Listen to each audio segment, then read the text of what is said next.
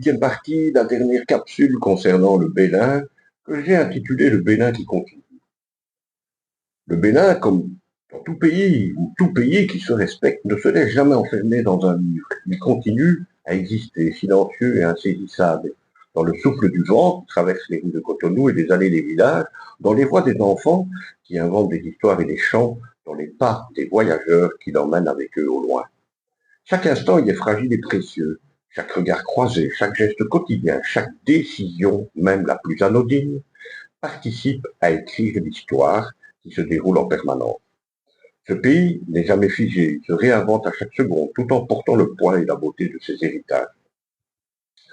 Peut-être que le véritable Bénin n'existe que dans ce va-et-vient entre le visible et l'invisible, entre le passé et l'avenir. Peut-être qu'il se cache dans les silences, dans les murmures et dans ce qu'on devine plus que ce qu'on voit. Peut-être encore que l'on ne peut le saisir que par fragments, par éclats, par moments fugitifs où l'on sent que tout est lié. La terre, la mer, les hommes, les femmes, la mémoire, la culture, les rêves. Et c'est là sa leçon la plus profonde. Le Bénin ne se conquiert pas. Il se contemple, se ressent et se respecte.